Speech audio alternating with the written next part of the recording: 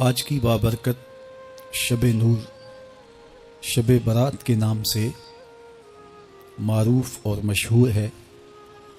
اس بابرکت شب کے دامن میں اتنی برکتیں اور اتنی رحمتیں ہیں کہ اللہ جل شانہ گناہ گاروں کو جہنم کی آگ سے آزاد فرما دیتا ہے۔ ام المومنین سیدہ طیبہ طاہرہ سیدہ عائشہ صدیقہ رضی اللہ تعالی عنہا فرماتی ہیں، ایک دن میں دیکھا کہ حضور میرے حجرہ میں نہیں ہیں، تو میں حضور کو تلاش کرنے نکلی۔ جنت البقیع میں آسمان کی طرف سر اٹھائے حضور اللہ سے التجائیں کر رہے تھے۔ مجھے دیکھا تو ارشاد فرمایا، عائشہ کیا تم نے یہ سمجھا کہ اللہ کا رسول تم سے زیادتی کرے گا؟ فرماتی ہیں میں نے عرض کی یا رسول اللہ صلی اللہ علیہ وسلم، میں یہ سمجھا شاید آپ کسی زوجائے محترمہ کے حجرہ میں تشریف لے گئے ہیں۔ فرمایا آج لیلۃ النصف من شعبان، شعبان کی 15ویں رات ہے، درمیانی شب ہے۔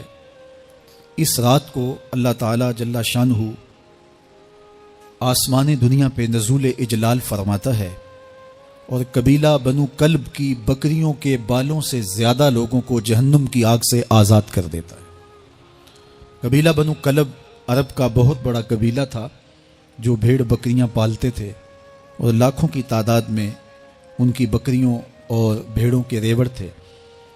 تو اس قبیلے کی بکریوں کے بالوں سے بھی زیادہ گناہ گاروں کو جہنم کی آگ سے آزاد کر دیا جاتا ہے۔ تو یہ وہ بابرکت شب رحمت ہے، شب نور ہے، جس کے دامن میں اتنی برکتیں ہیں کہ کوئی محروم نہیں رہتا۔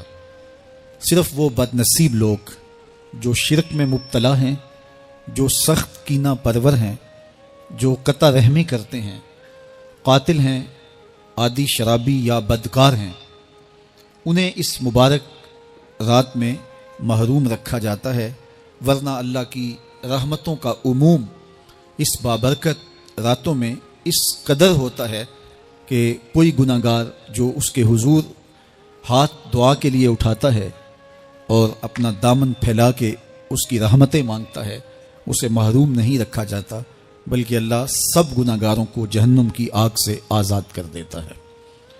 ایک روایت میں آتا ہے کہ اللہ لیلۃ النصف من شعبان، شعبان کی 15ویں رات کو آسمان دنیا پہ اپنی رحمتوں سے جلوہ گر ہوتا ہے اور فرماتا ہے کوئی رزق مانگنے والا میں اس کی جھولیاں بھر دوں، ہے کوئی مغفرت طلب کرنے والا میں اس کے گناہ معاف کر دوں، ہے کوئی مجھ سے عافیت مانگنے والا میں اس کو عافیتوں سے نواز دوں، ہے کوئی فلاں چیز مانگنے والا، ہے کوئی فلاں چیز مانگنے والا، اس کی رحمتیں آواز دیتی ہیں اور یہ آواز غروب آفتاب سے لے کر کے طلوع فجر تک مسلسل بندوں کو دی جاتی ہے، اور بندے اس کے حضور اگر دستے طلب دراز کریں، اپنی جھولی پھیلائیں، تو اللہ تعالیٰ ان کو ان کے مانگنے سے بھی زیادہ عطا فرماتا ہے۔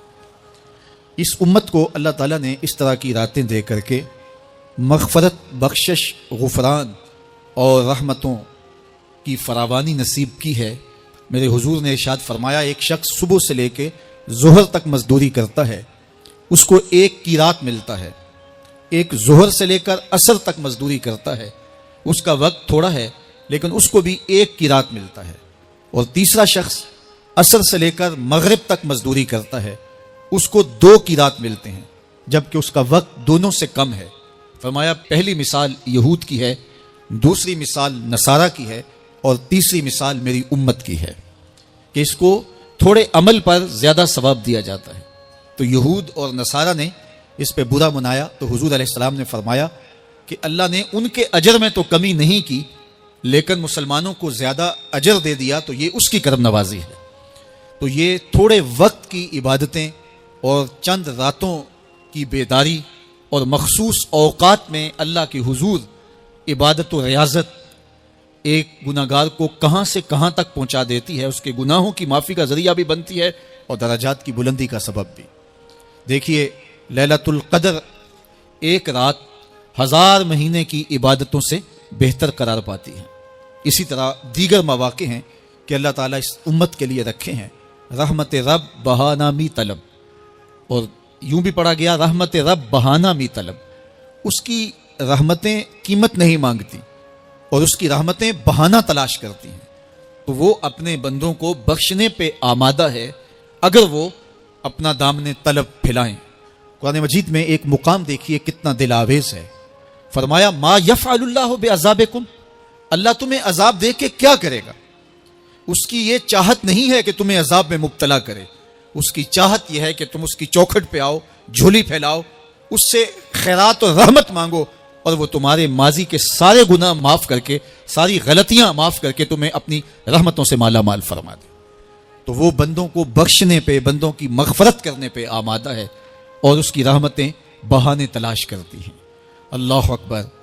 اور دوسری جانب اس کے بندے، اس کے مملوک، اس کی مخلوق، اور مخلوق کی گناہگار اور نیکوکار اس کی رحمتوں کے طالب ہوتے ہیں، بلکہ وہ گناہ کرنے کے بعد جب معافی مانگتے ہیں تو اللہ کو یہ معافی بہت پسند ہے۔ معافی مانگنا، اس کے حضور اپنے دامن کو پھیلانا، وہ اس کو بہت زیادہ محبوب ہے۔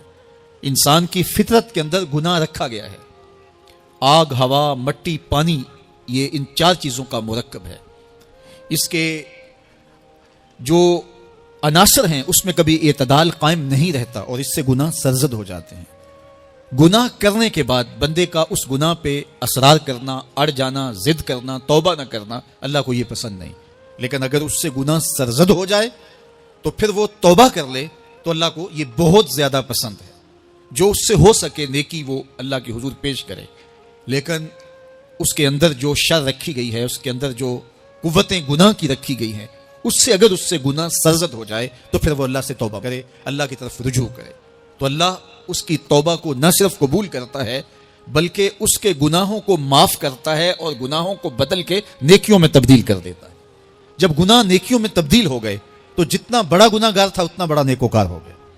حضرت سیدنا عمر رضی اللہ تعالیٰ عنہ بازار میں جا رہے تھے تو ایک شرابی نے ہاتھ میں بوتل پکڑی تھی شراب کی، تو حضرت عمر ہاتھ میں درہ رکھتے تھے اور آپ کا جاہ و جلال دید نہیں ہوتا، تو جو ہی حضرت عمر رضی اللہ تعالیٰ عنہ کو اس نے دیکھا تو ڈر گیا اور دل ہی دل میں کہا اے اللہ آج عمر کے قہر سے بچا لے، میں تیری بارگاہ میں سچی توبہ کرتا ہوں، اور جلدی سے شراب کو بغل میں چھپا لیا۔ اتنے میں حضرت عمر سر پہ پہنچ گئے اور گرج کر کڑک کے کہا کہ یہ تیری بغل میں کیا ہے؟ چونکہ اس کو بوتل چھپاتے دیکھا تھا تو وہ ڈر گیا اور ڈرتے ڈرتے کہنے لگا حضرت یہ سرکہ ہے۔ اب تھی تو شراب لیکن ڈرتے ہوئے بولا حضرت سرکہ ہے۔ تو حضرت عمر نے کہا نکال۔ جب نکالا تو شراب نہیں تھی، واقعی سرکہ بن چکا تھا۔ تو جب اللہ کے حضور کوئی توبہ کرتا ہے اللہ اس کے گناہوں کو بدل کے نیکیوں میں تبدیل کر دیتا ہے۔ حدیث پاک میں آتا ہے کہ قیامت کے دن اللہ ایک شخص کو کہے گا کہ اپنا نامہ اعمال پڑھ، تو وہ نامہ اعمال پڑھنے لگ جائے گا، تو نامہ اعمال کے اندر چھوٹے گناہ بھی ہوں گے، بڑے گناہ بھی ہوں گے، تو اللہ سے حیا کرتے ہوئے، شرم کرتے ہوئے وہ بڑے بڑے گناہوں کو چھوڑتا جائے گا اور چھوٹے چھوٹے گناہوں کو پڑھتا رہے گا۔ جب وہ سارے گناہ پڑھ چکے گا اور کتاب ختم ہوگی تو اللہ تعالیٰ اسے فرمائے گا میرے بندے تو نے یہ جتنے گناہ پڑھے ہیں میں نے سب کو بدل کے نیکیوں میں تبدیل کر دیا۔ تو بندہ کہے گا اللہ ابھی تو میرے بڑے بڑے گناہ رہتے ہیں جو میں نے پڑھے ہی نہیں۔ فضاحک النبی حتی بدت انیابہ، حضور جب یہ بیان فرما رہے تھے تو حضور اتنا مسکرائے کہ صحابہ نے حضور کی داڑھیں دیکھ لی۔ تو پہلے وہ بڑے بڑے گناہ چھوڑے جا رہا تھا، لیکن جب اللہ فرمائے گا کہ میں تیرے گناہوں کو بدل کے نیکیوں میں تبدیل کر دیا تو وہ کہے گا ابھی تو بڑے بڑے گناہ رہتے جو میں نے ابھی پڑھے ہی نہیں۔ تو جب کوئی بندہ اس کے حضور توبہ کرتا ہے اللہ یہ نہیں دیکھتا اس نے گناہ کتنے کیے ہیں، یہ دیکھتا ہے بندہ آیا میری چوکھٹ پہ ہے تو اللہ اس کے پچھلے سارے گناہ معاف فرما دیتا ہے۔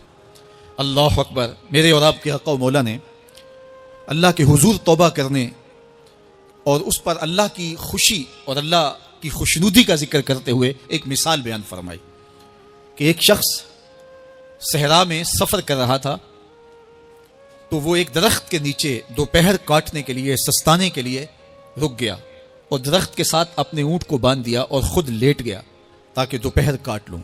تھوڑی دیر کے بعد جب اس کی آنکھ کھلی تو اس نے کیا دیکھا کہ اونٹ ماں ساز و سامان کے ساتھ غائب ہے۔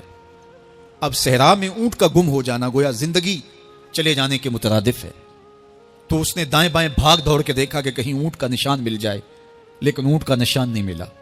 تا حد نظر کوئی انسانی آبادی نہیں۔ وہ بھاگا اور تھک ہار کے دوبارہ اسی درخت کے نیچے بیٹھ گیا اور پیاس سے ہلکان ہوا جا رہا تھا اور درخت کے ساتھ ٹیک لگا کے لیٹ گیا اور موت کا انتظار کرنے لگا۔ جن لوگوں نے صحرا کا سفر کیا ہے ان کو اس بات کا اندازہ ہوگا کہ کئی 100 میل تک انسانی آبادی ہی نہیں، اب نہ کچھ کھانے کے لیے بچا نہ کچھ پینے کے لیے بچا، اونٹ بھی غائب ہو گیا، توشا بھی ساتھ ہی چلا گیا، تو اب ظاہر ہے سیدھی موت ہی نظر آ رہی ہے۔ تو وہ اس درخت کے ساتھ ٹیک لگا کے بیٹھ جاتا ہے اور موت کا منتظر ہوتا ہے۔ تھوڑی دیر کے بعد پھر اس کی دوبارہ آنکھ لگ جاتی ہے۔ جب دوبارہ آنکھ لگتی ہے تو تھوڑی دیر بعد پھر آنکھ کھلتی ہے۔ جب دوبارہ آنکھ کھلتی ہے تو دیکھتا ہے کہ اونٹ جو گما تھا ماں ساز و سامان کے اس کے پاس کھڑا ہے۔ تو صحرا میں اس حالت میں اونٹ کا مل جانا زندگی مل جانے کے مترادف ہے۔ تو وہ اتنا خوش ہوا کہ خوشی کی انتہا نہ رہی، بلکہ مسرتوں کے ہجوم میں درک گیا اور کہنے کیا لگا، اللہم انت عبدی وانا ربک، اے اللہ تو میرا بندہ اور میں تیرا رب۔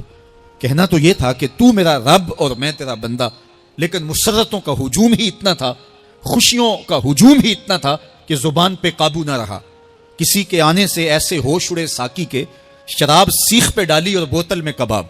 کہنا یہ تھا اللہم انت ربی وانا عبدک، لیکن اس قدر خوش ہوا جب بھی تیری قربت کے امکان نظر آئے ہم اتنے خوش ہوئے کہ پریشان نظر آئے۔